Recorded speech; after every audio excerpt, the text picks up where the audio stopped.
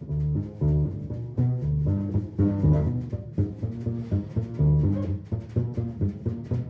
the projects that I'm going to talk about started out as some sort of fringe side project alongside my laboratory lab research on cognitive neuroscience and linguistics. And they've slowly, one project led to another, and now the National Science Foundation has invited us to submit a proposal that revolves around the idea of crowdsourcing neuroscience as an actual viable way of gathering data in more naturalistic settings. And so one basic assumption that all psychology and neuroscience has relied on is that these very controlled lab experiments, I don't know, some of you might have participated in one where your brain is put into a machine in an enclosed environment and you get presented with strings of letters or sounds or whatever, and we've always assumed that those findings can be extrapolated to the real world, that whatever data we gather from the lab environment actually are valid and tell us something about how we function in real interactions with other people. But we haven't actually proceeded to testing this, and so these installations are sort of a testing ground for conducting neuroscience research in more naturalistic environments. And they facilitate, they have a nice little side effect, which is that we can then gather data from large numbers of people. People come through these installations. From the first installation I'll be showing you, we gather data from about 200 people, and that's not very cheaply acquired through regular labs. So it's crowdsourcing in that sense. And it's also crowd neuroscience in the sense that we aim to study more than just one brain to explore the biological basis of human social interaction. So inside the lab, typically, people take a brain stimulus approach. You get presented with a sound or maybe an angry face or a happy face, and all the neuroscience research that you read about in the papers, most of it at least, is based on what your brain is based on the idea that that actually tells us something about social interaction. But recently people have moved into studying relationships between brains as a better indicator of social interaction.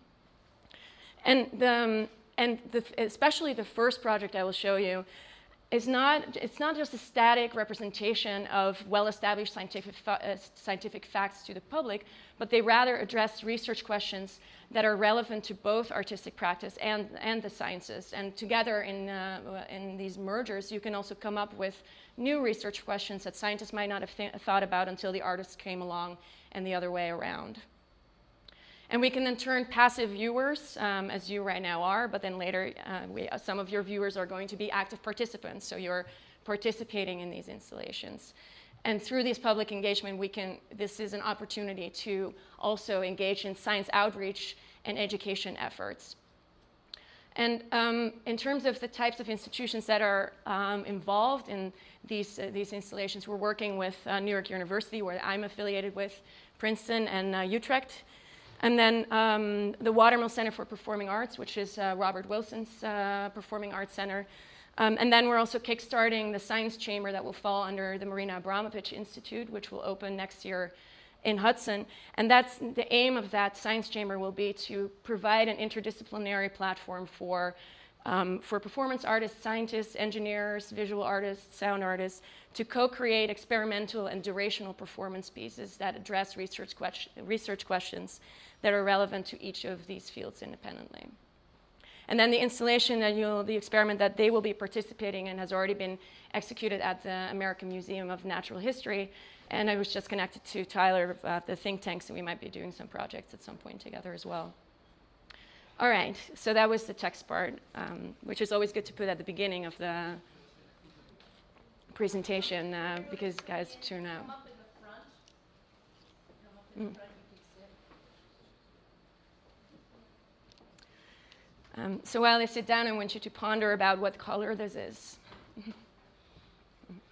And then think about what the person next to you might answer if you ask them what color that is.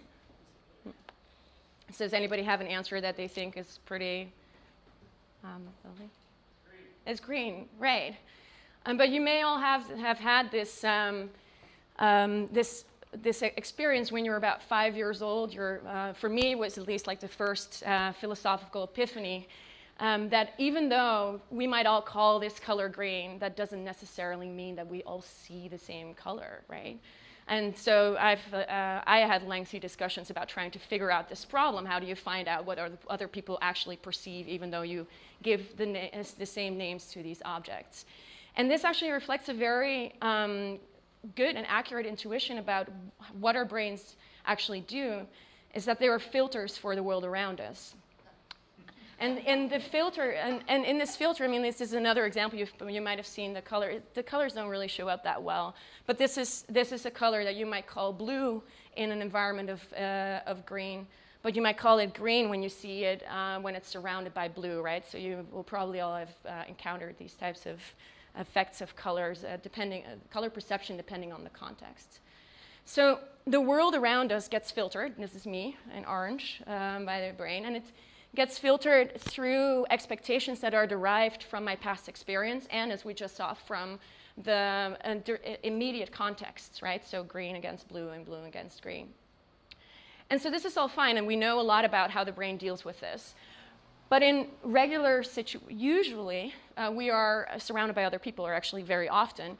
And that means that you, if we are in a conversation, for example, or right now when I'm giving a talk, you have your own perception of the world around us. And my past experience of neuroscience is very different from yours.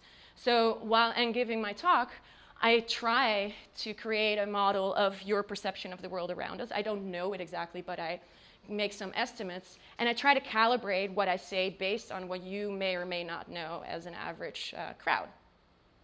And so what we might call this shared world, like sharing this shared world, is this constant process of calibrating the way that I see the world and the way that you see the world, the way that I think you see the world, et cetera, et cetera.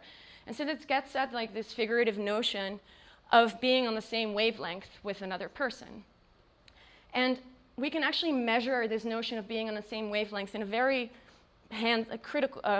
literal way, namely through our brainwaves. So our brains consist of have about 1 billion neurons that communicate information to each other via tiny electrical signals. And we can measure these electrical signals on the surface of the brain. You will see the headsets in a little bit that do this. And measuring this allows us to take your brainwaves and then compare them in real time to the brainwaves of another person, and then test how well the oscillations go concurrent with each other, so how well we are on the same wavelength, literally.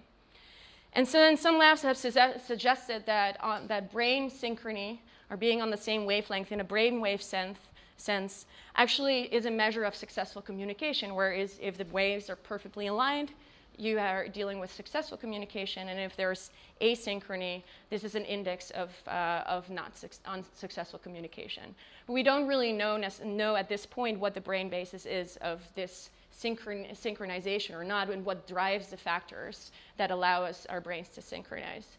We have some hints about how, we know a lot about how our brainwaves work, and so we can get some hints about what might or may not drive such brainwave synchrony. So our brainwaves are rhythmic. So we have neurons oscillate in groups at different frequency ranges, and that's very rhythmic, as I already said. And so this is there's bodily rhythms, you know, you're directing your heart rate, your breath, et cetera. But we can also entrain our brainwaves to audiovisual stimulation. So this is, if somebody flashes a light at you for a long time, your brainwaves will actually start tracking the rhythm of the flashing of the light. And the same goes with auditory input.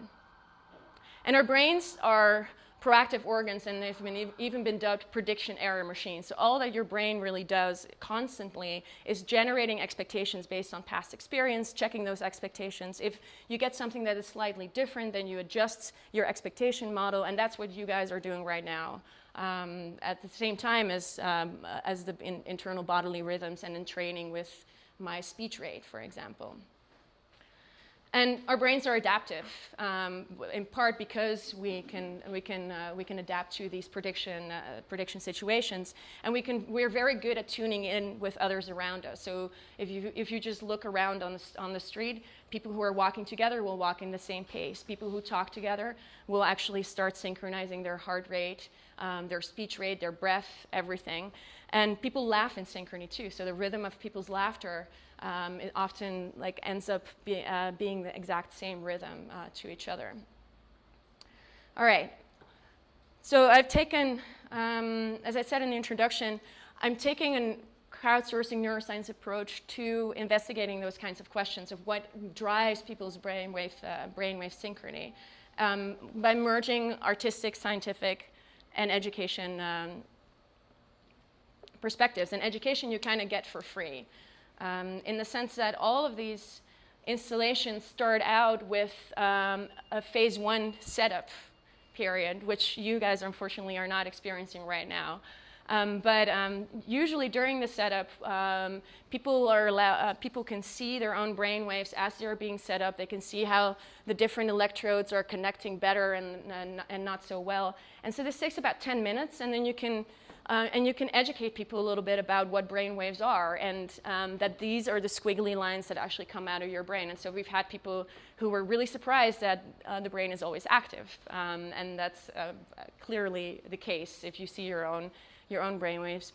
And another thing that is pretty clear from these squiggly lines is that you have to do a lot of processing before you can get anywhere near to something that might remotely resemble mind reading or something along those lines, right? So this is a very straightforward educational function of these installations. The first installation that I started with is measuring the magic of mutual gaze. And it's called Neuroscience Experiment 1. So the idea is and was to create more neuroscience experiments along the same lines. And this was in collaboration with performance artist Marina Abramovic and a bunch of players and science and art players and psychiatrists, a huge group of collaborative people with different disciplines. And surrounding this experiment, we created an a visual installation, and I did this together with Matthias Ostrich, who's an interactive media artist.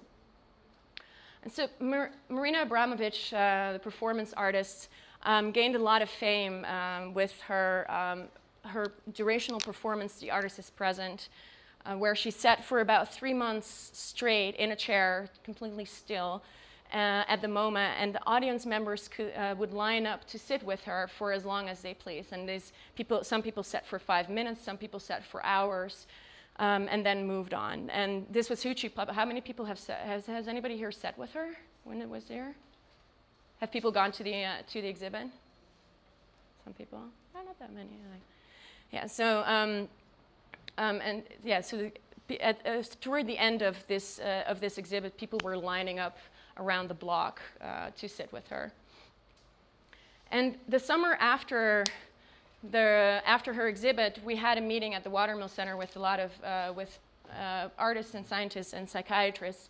And what resonated with especially psychiatrists is the intense sense of connection that the people felt with her as they performed in the installation. And she herself also reported these really strong senses of intersubjectivity with the people that she sat with. And we wondered whether prolonged mutual gaze might be one driver of such feelings of connectedness. So as you might know, and will know, is that engaging in eye contact for a long time with somebody can be slightly uncomfortable, or at least it can make you feel very vulnerable, right, to engage in mutual gaze. And it has, scientists have shown that it takes after about 7 seconds of prolonged mutual gaze, people either fight or flight or kiss, or something has to happen. This is not a natural state of being. And so to investigate the possible brain basis of this sense of connectedness, we restaged The Artist is Present at Marina's retrospective in Moscow, at the Garage Center for Contemporary Culture, and Katya was actually working there at the time. And we restaged it as a crowdsourcing neuroscience experiment. So volunteers would sign up. She herself performed in it for about a week straight, and then we would get volunteers from the general public. And before they would go on the stage, and before going on the stage, they would be asked demographic questions. And in a second installment of the installation, we also asked them questions about their general disposition of feeling empathy toward other people. So for example, you might be asked a question like, if you see somebody in pain, do you feel sad for them? You know, on a scale of from 1 to 5. And so then they were led onto the stage, and the headsets were put on. And then they had to look at a green light for 5 minutes, and then engage in mutual gaze for 30 minutes. After which the light turned on again and they would look down. So we had 30 minutes worth of prolonged mutual gaze data. And the audience members could walk through this. This was, the design was sort of, the idea was that it had to look like an old Russian lab. So they picked a really ugly color for the walls. And there were like information and posters on the walls as well that people could look at. And people could, and the audience members could also see what was going on behind the scenes, so to speak. They could look at the operator station and see the brainwaves as they were coming along, and the console of the program that was running the visualization. So in terms of the visualizations, what we showed 2 primary features of the real-time signal. So first, we showed people's internal ongoing mental states, and we capitalized on a rough classification that has been made with respect to how neural oscillations at different frequency ranges are associated with different mental states. So higher frequency ranges are associated with a concentration and alertness, and the lower and the very low ones is dominant when you're in deep sleep. That's the delta waves. And so whenever high frequency ranges were dominant, this was shown through fast pulsations coming from the location where the dominant electrode was, and there were slower pulsations for the lower frequency range. So this was meant to be a fairly straightforward indication of which frequency was most active in the person's brain at the time. And in addition to showing people's internal mental states, we also showed people moments of synchrony between the 2 participants. And this was shown through connecting lightning bolts or waves between the brains whenever they reached a certain threshold where we could safely say that they were in sync with each other. So here you see the brains individually pulsating at different frequencies, and then every now and then there's this connecting wave between the 2 brains. And so in terms of the results, in our first installment, we saw that people who engage in eye contact actually show more instances of being on the same wavelength than random couples, which is nice. But then you still don't know whether this is because they happen to be in the same room or if there were other factors that drove this. And so we also then tried to see whether people's general disposition of feeling empathy toward other people in general, if that actually affected their brainwave synchronization. And so we found that the pairs who did have more empathic personalities actually showed more brainwave synchronization. This was concentrated in the alpha band primarily. And if you have more questions about that, I can answer them later. And the second project that I want to talk about is Compatibility Racer. Compatibility Racer is based on research by Lauren Silbert at Princeton, and she found that speakers and listeners show more shared brain activity if they actually communicate better with each other. So if the speaker can tell us, if the listener understands the story better, then her brain shows more similarities with the brain of the speaker. And based on this research, she came up with this idea of trying to drive a car through brainwave synchrony. And we teamed up with her sister Jen and Oliver Hesser, both based in LA. And then Matthias and I contributed the same technology that we had already used for measuring the magic of mutual gaze. And then we also teamed up with Amanda Parks, who's been tremendously helpful in getting the racer started here. So as I said, we use the same technology. People wear portable headsets, and we take the measure of brainwave synchronization, but then instead of translating it into a visualization, we translated it into the motor speed. So the car runs faster the more synchronous people's brains are, and slower if people's brains are less synchronous with each other. So this is a very intuitive translation of being on the same wavelength. You actually get something moving. And so these are some videos from time-lapse videos from our first installment of this in Berlin. That's my dad, actually.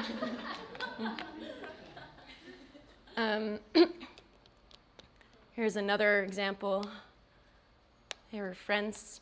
So people had conversations, and they told each other stories. Some people tried different strategies, like moving their arms in synchrony, whatever they wanted to do. So because we asked them to try to make the card move through communication in any form that they pleased. So here's one more. They were not matching clothes because they thought that might sync their brains up more. All right. So those are a few examples. And we had elderly couples who had been together forever, people who had just met each other, people who had been together for about 5 years. And then we also had, later in the evening, we had people who had never met each other ride together and try to see if making out might actually make the car go faster, which it actually didn't. So I guess they didn't stay together. I guess it wasn't meant to be. So. And after the race, people filled out a debriefing questionnaire where they gave us the strategies that they had used and indicated which one had worked and which one hasn't, which ones they thought hadn't, and what their relationship was with each other, how long they'd known each other, their age and their gender. And we displayed them, gave them a display of how much road they covered, and they could look themselves up and compare themselves to others on the blog. Okay, so those are the two. The first, measuring the magic of mutual gaze, is all of these installations use the same idea, right? So trying to figure out what it means to be on the same wavelength with another person. But the first project, measuring the magic of mutual gaze, is staged as a pretty serious science experiment. And the second project is staged as an amusement ride. And so it's made us wonder whether one feature of being on the same wavelength with another person that we felt wasn't necessarily covered yet under these two installations was what it actually does with people emotionally. So everybody's had this experience that you meet somebody and you instantly feel like you can conquer the world together just so long as this person is around, right? But you can also feel infinitely lonely, or even more lonely in the physical presence of another person than if you were physically alone. So the mere presence of another person doesn't guarantee that you feel connected to this person. And so the Mutual Wave Machine, which is again in collaboration with Matthias Oestrich, and then also video artist and performance artist Peter Burr, and then Matthew Patterson Curry, who's a sound artist, we brought together to create an immersive environment where people are surrounded by their own brainwave synchrony, and in such a way that it creates an actual emotional reaction to the visualization.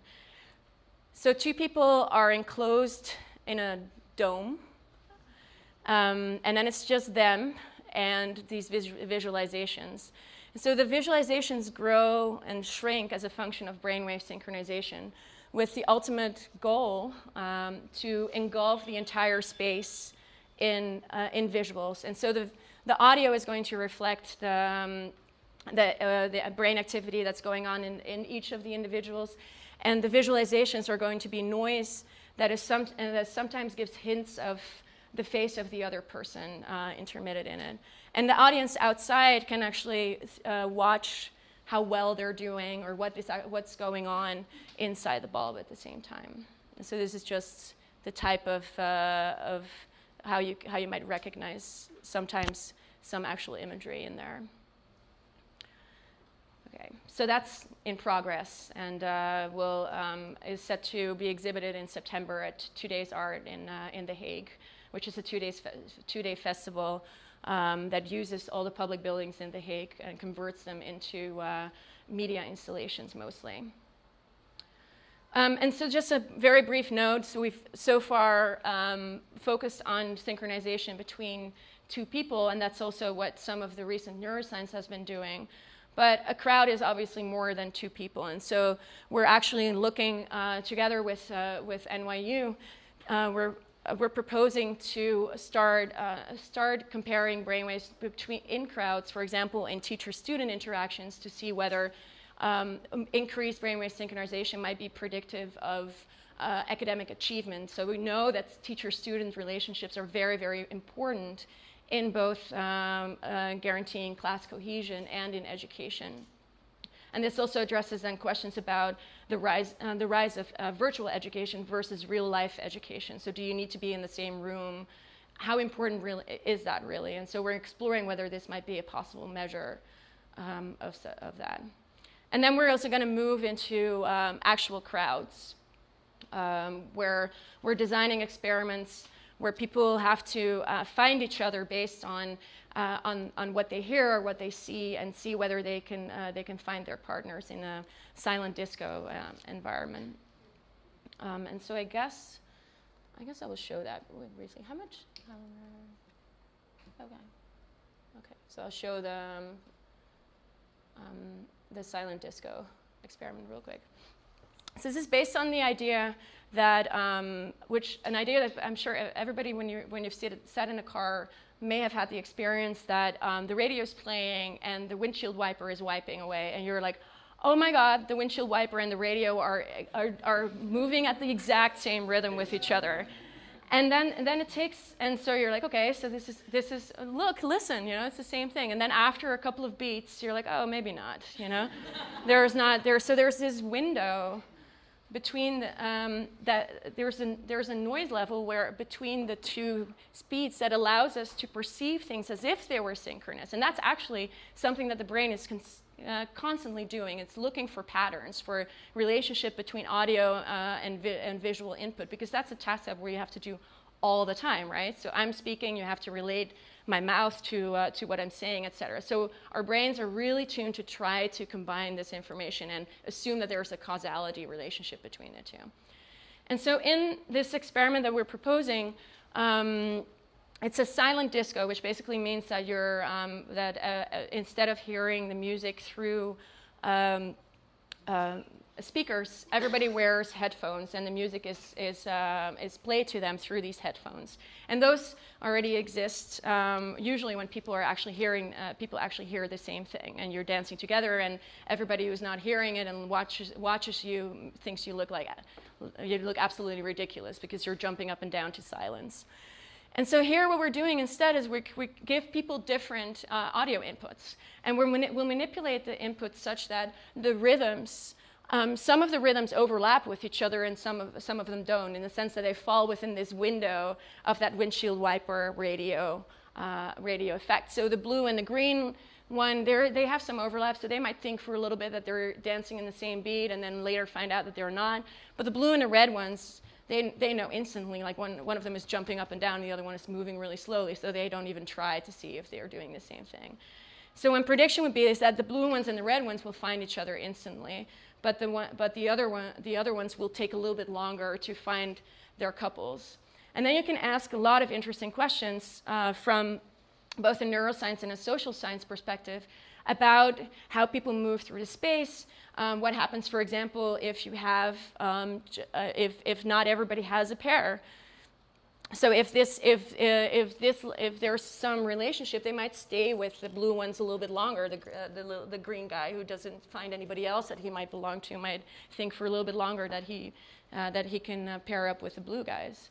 But if this is a situation where whether there's no overlap with anybody else, this blue dude is going to find out pretty quickly that he doesn't have a pair, right? And so these types of experiments haven't been done in this extent, but there's definitely some promising research in the social sciences that suggests that pairing up people like this affects things like their pain resistance level. So if you if you find people that you're moving in synchrony with, then afterwards your pain resistance goes up, for example. And so what we're trying to figure out is whether this actually also increases your brainwave synchronization. Do your brainwaves reflect what you actually hear, or do they reflect what you perceive to be the same thing as the other person is hearing? All right, so I think now we're ready for the brainwaves demonstration. So at the Natural History Museum, we did a workshop, a 2-day workshop, where people could participate in this experiment. It was a great experience, actually. So we had, for example, a barbershop choir come in and try to sync up their brainwaves. We had a couple of sets of twins who waited for a long time to try to sync up their brainwaves. And we kept on telling them, and this is also really important for you guys to understand, is that whatever happens here doesn't necessarily mean that you don't connect in real life to each other, right? So I hope that one thing that has come across in this talk is that we don't really know exactly what drives brainwave synchrony, and that's also one of the reasons why it's interesting to investigate. But it's really, like with the twins, for example, their dad, they sat down, and then their dad like jumped in front of them and was like, okay, you know what you need to do, because they needed to have the high score on the board. And it was really, yeah, and then they didn't. All the twins got about the same score, though. The most beautiful one, what were their names? The elderly couple, do you remember? Kathy and Chuck or something like that, I don't know. There was this elderly couple in their 70s, and they sat down. Oh, this guy can go out. They sat down, held hands, and then the woman was leading, closed her eyes, and the woman was leading her husband through their memories, better memories. For example, how much better their mattress was at home than the one in the hotel room in New York.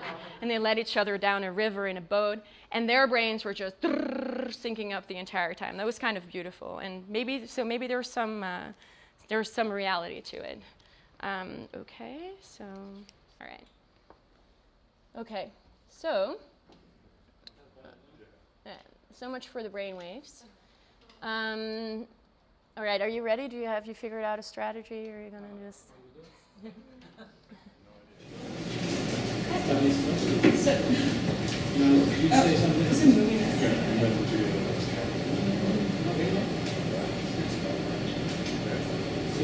So their score will go up every time they connect. They are in perfect sync.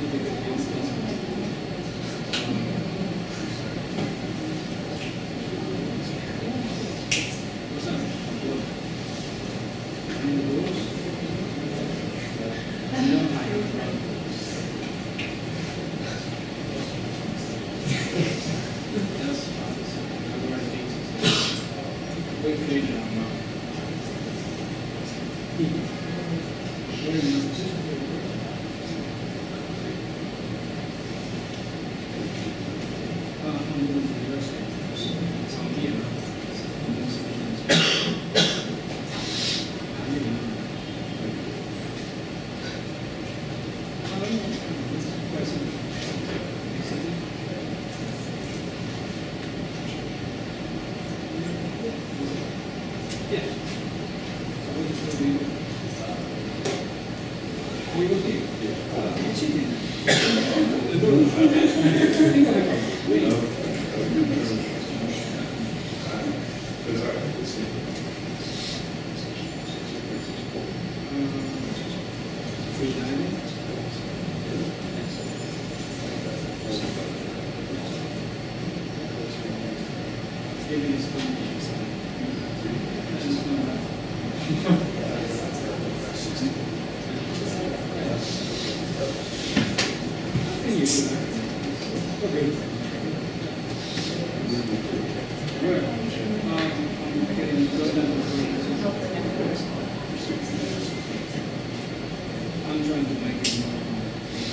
Four more seconds.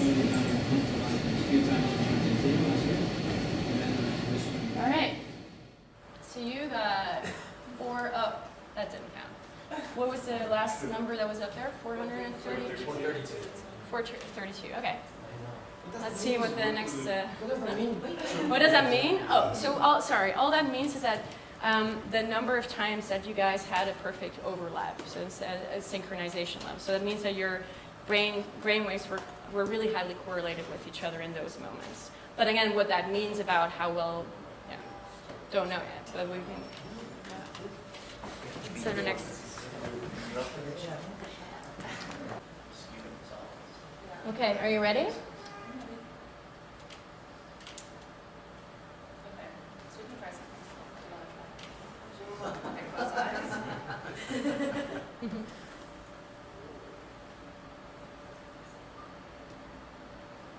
Is it working, audience? You can get them. Alright, so now something new. You're allowed to give them feedback if you. Yeah, please. Let us know if it's working. Yeah. Come on, guys. Okay, so now, so now I'm going to ask you to tell me about greatest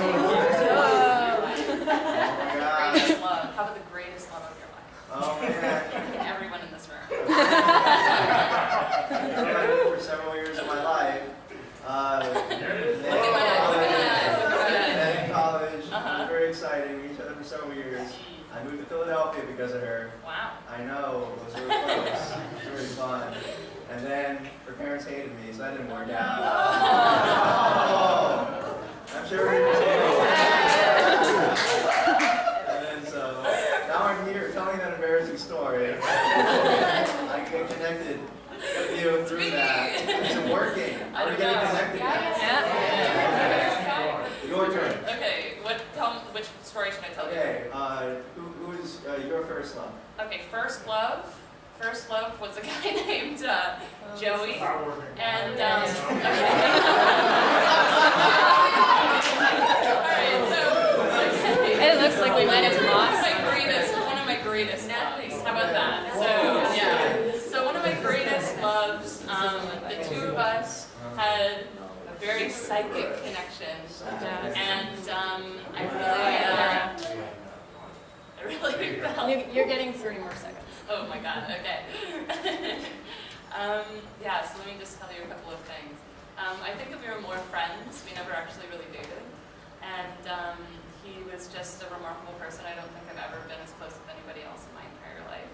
And he was living in Denver when I was living in upstate New York.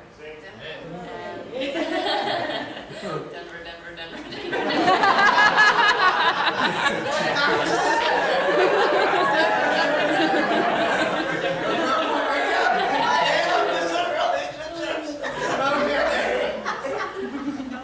Alright, so you want to try arm wrestling? Yeah!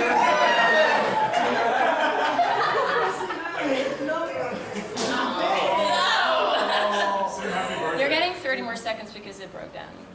Oh, Okay. man. Okay. Alright, new technique. Yeah, so now. Okay, you want to try a bedtime story? Yeah, I don't know.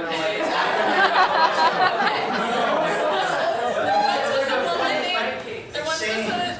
Okay, well, try a bedtime story for 2 seconds. So once was a woman named Rapunzel. And there was a knight. And the knight said, "Hey, Rapunzel, Rapunzel, let down your long hair." Oh, okay. Sorry. Yeah, sure. Yeah. I guess it was a Pixar movie. Yes.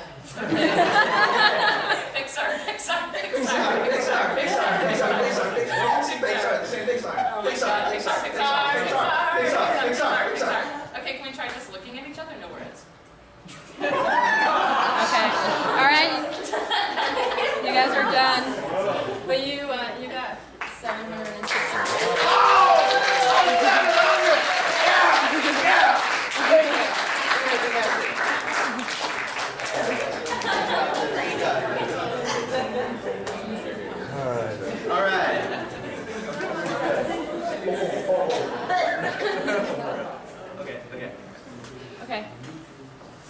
is it. And these are some of the people that I've worked with on these. There are many more.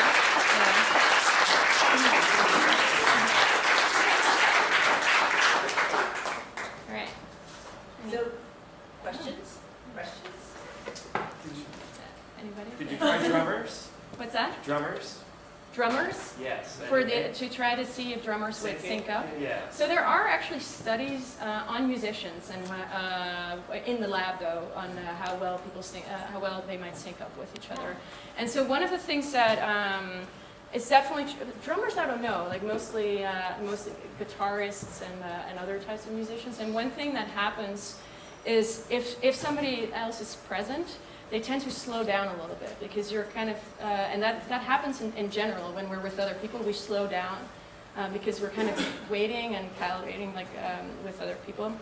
And they definitely did show like brainwave synchronization as a function of playing together for a long time, or if they and there's also a lot of behavioral studies on eye contact in musical ensembles and stuff like that. So, but I haven't actually had drummers do this. I'm pretty sure that would overwhelm the entire EEG though. Oh.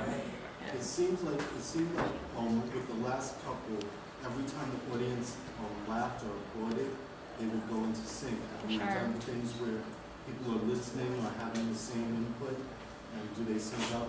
They're listening to the same story or watching the same comedy. Well, so that's the basic assumption of lab research, right? Is that our brains are wired pretty similarly across the board, and if you put people in the same audiovisual environment, our brains are going to respond similarly, and that's true of across the board. So, and that's actually that's the part that makes these activities more difficult to do, because how do you extract that part that has to do with the interactive component from those effects on their brainwave synchronization that are due basically to hearing the audience clap or laugh at the same time?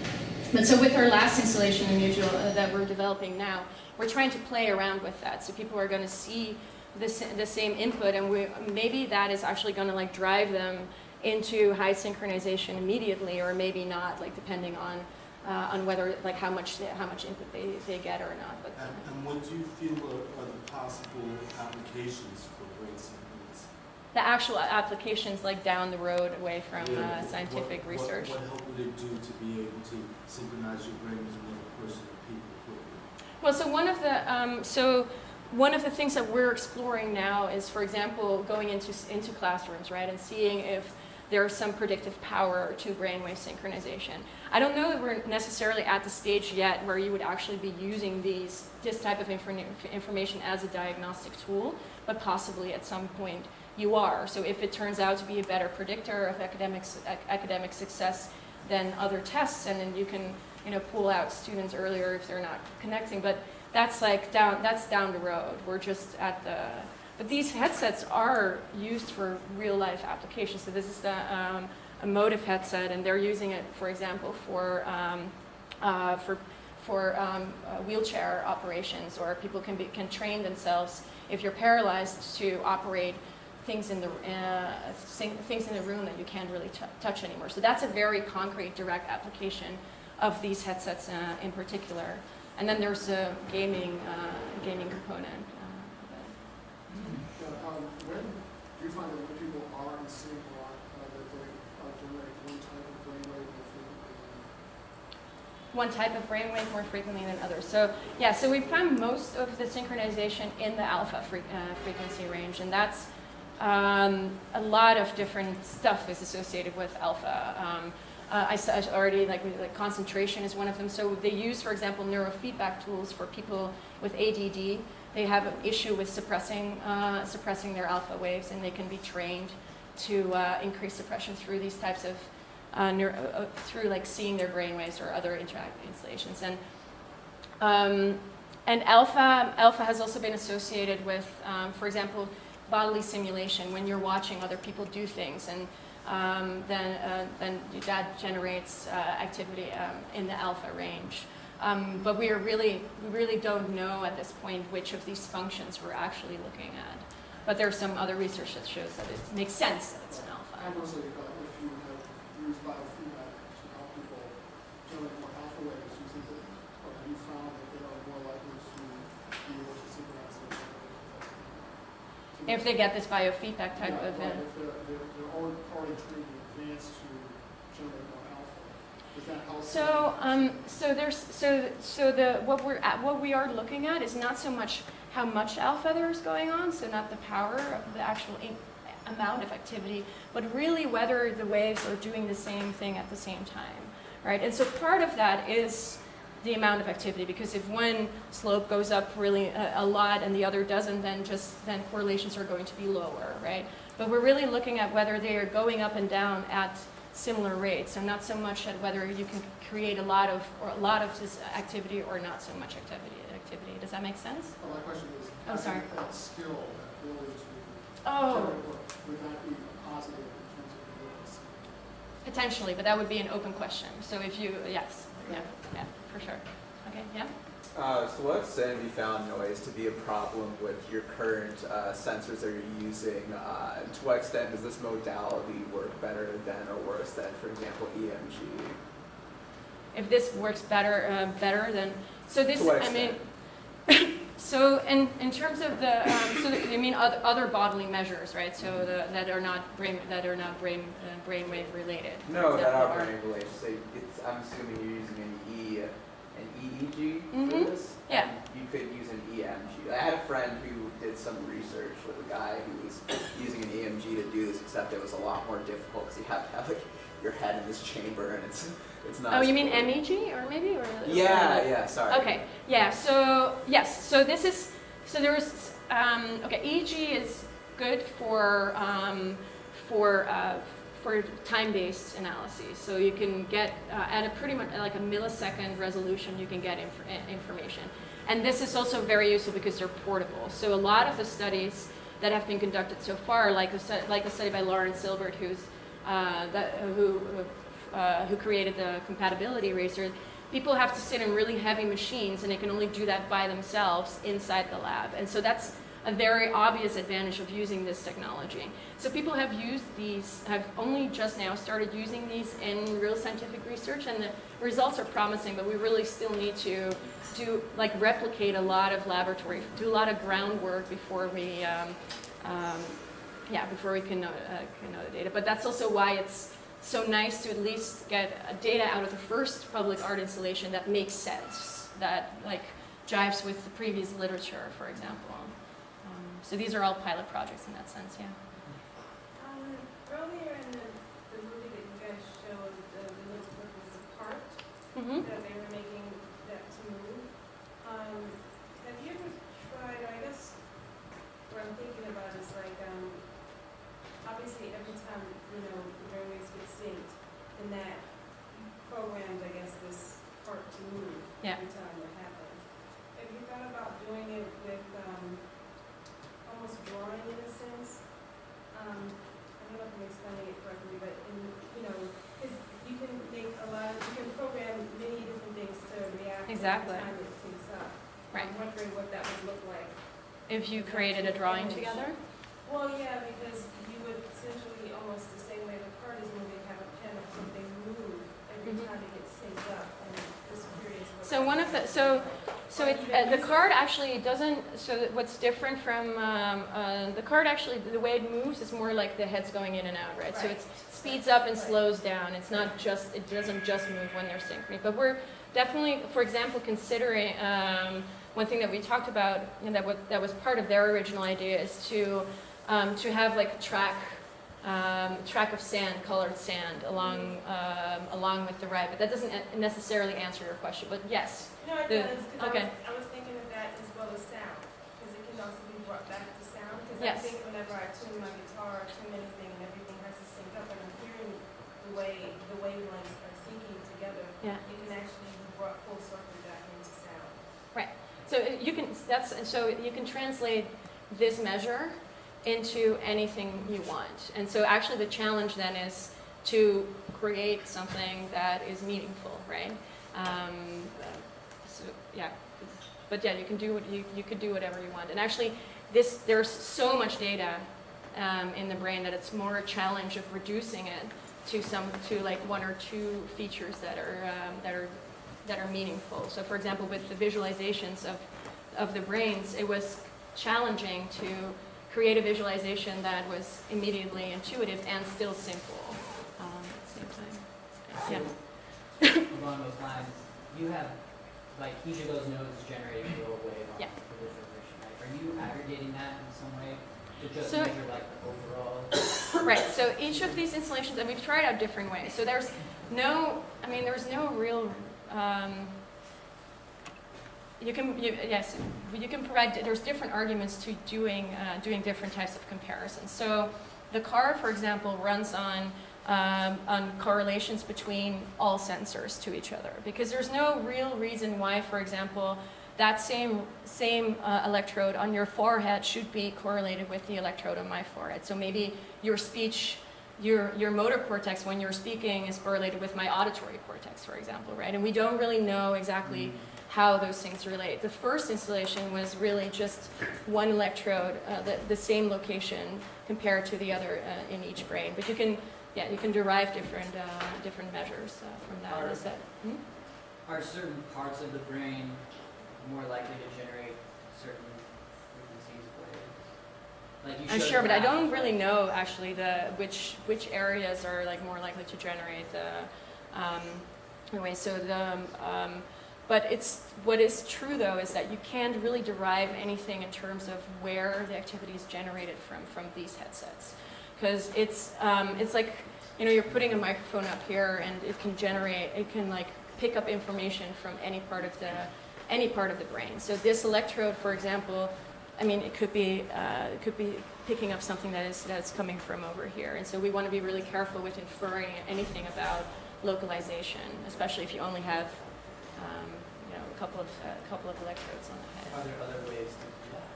With these headsets, probably not very good. There's probably not very good modeling techniques. You can safely say that if you see like a spike in some electrodes at 100 milliseconds, that's because they heard something, and it's probably derived from auditory cortex, right?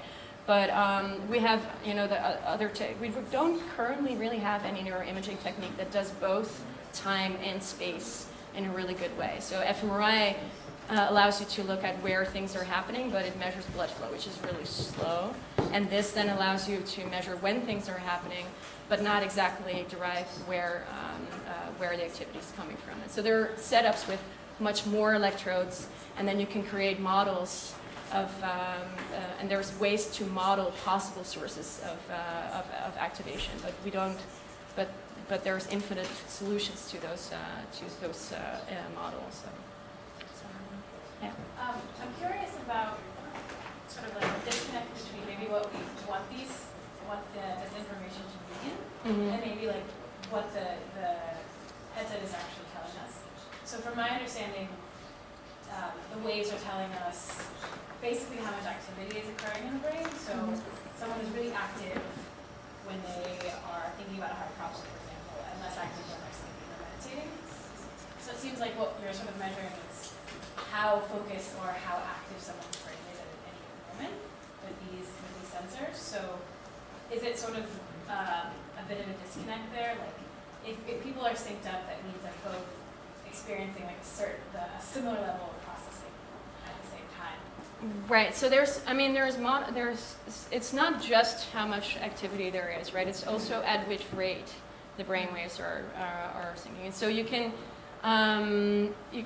so one person, for example, their waves start like this, and then the other person's waves start a little bit later, and they're kind of, a little bit not exactly in the same rhythm. But then later there can be some moment, for example, maybe through eye contact, what happens is that you tune in with blinking at the same time, which resets your face, and then you start, oscillating. Your brain start oscillating at the same time. So that's what we're measuring, and so it's really this, and not so much this difference between what's happening.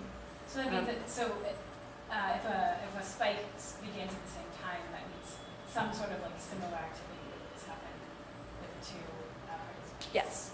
Okay. So that's what that yes, something is similar across brains. What exactly that means cognitively that's what we're trying to address here.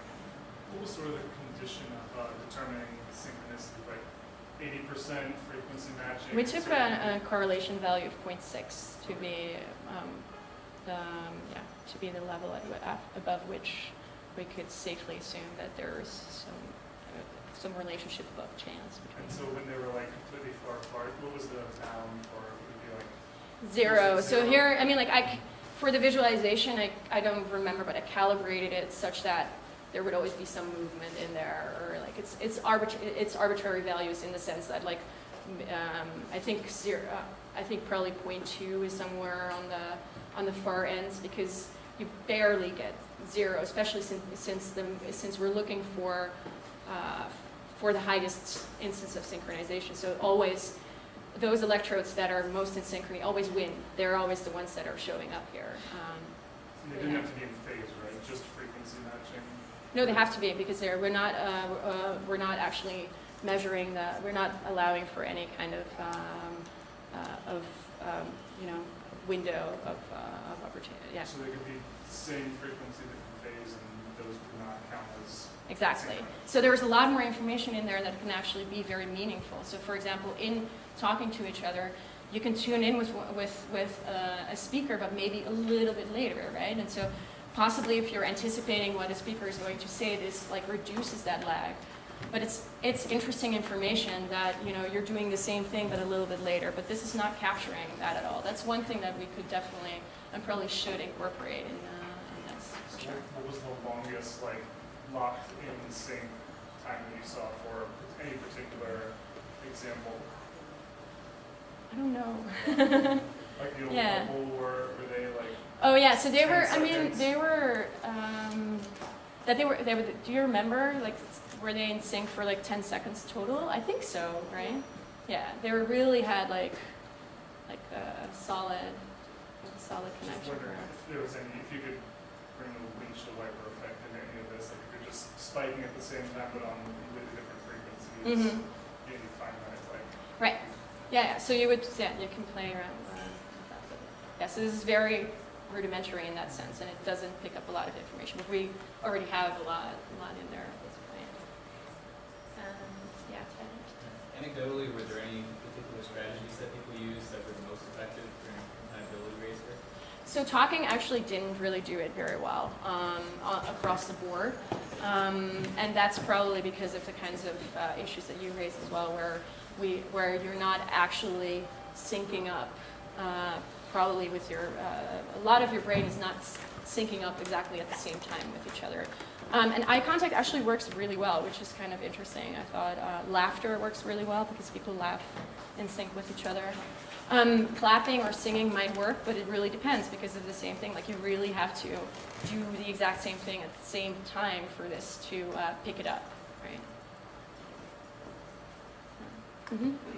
Just observation, I thought it was like a lot of nonverbal cues were the points when people, do you find any correlation with that? So I haven't really looked at that because there's a lot of data here. Like we should really be putting cameras and finding those types of correlations. But it's definitely true, like in the behavioral literature, that you use these bodily cues to sync up with each other, and you're very in tune with how other people are moving, and you adapt to that. So in your posture, in everything, you sync up as much as possible to match what the other person is doing. So that's very possibly a good cue. And so one of the things, I'm not like, what is it in mutual gaze that might actually make people connect better to each other? I'm not an advocate of, I don't know how an explanation surrounding telepathy or something would jive with what we know. So one possibility, for example, is that people are more tuned in to these saccades, to blinks of other people, and they might start blinking in sync. And some people might be more likely to do that, and that is the kind of thing that might reset the phase so that you are actually syncing up. Yeah, so those are the kinds of cues that. I'd like to see a comment. Oh yeah. Like a movie shot. Mm-hmm. Yeah. Good question. Did you ever notice that it's more people sync up whenever they were just staring at each other with no language, of course, and no body language, but just sitting there,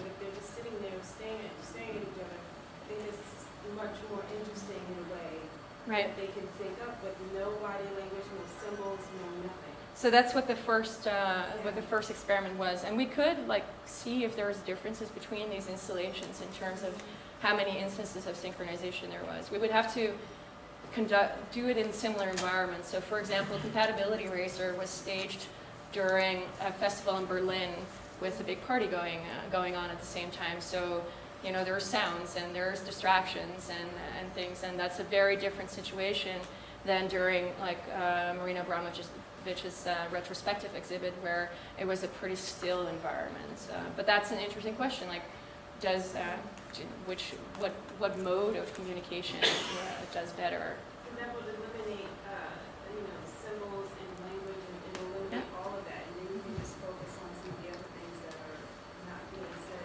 Right. But language is used, maybe not at this level of synchronization, but you can't. I mean, language is one of the cues that you can use to get on the same wavelength with another person, right? So you can convince each other, just like you can adopt somebody's bodily posture, you can get convinced by their arguments in favor of one political stance versus another. That's probably not, and that's not exactly what we're picking up there, but that's as valuable in human social interaction as these kind of bodily synchronizations would be, I think, at least. So, any more questions? So so on the scores with the game, one was 435, the other was 760 Right. or something. If you were to, as a control, put one on some random person on the street and someone in here and play the same, what sort of score might you expect, or would it expect, what would the p-value, if you will, be? Right. So that's actually what I did in the first installation. One way of trying to figure out whether there was some reliability to this measure of synchronization is that I compared people who were actually engaging in mutual gaze for 30 minutes and like looked at their synchrony, and then randomized the pairs. So like the person who, that same person who was sitting there would then be compared to somebody who was sitting here yesterday or tomorrow or the day after, et cetera, to see if there was something at least beyond just randomness.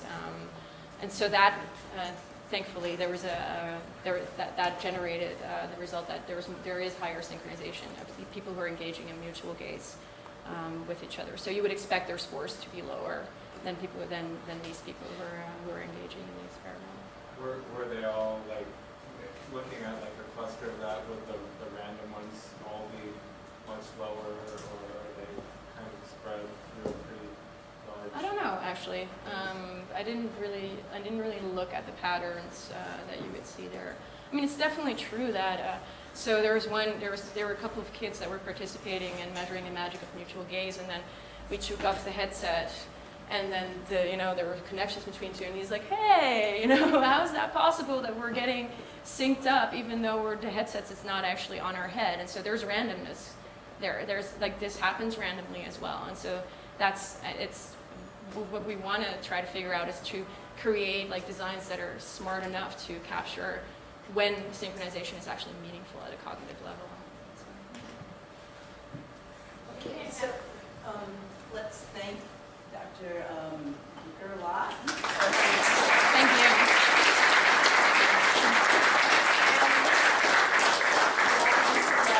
For hosting. Meetup, when you get the little email, rate it, and we hope to see you at more meetups. And I want to thank Katya Sevkova for setting up. Oh, and our lovely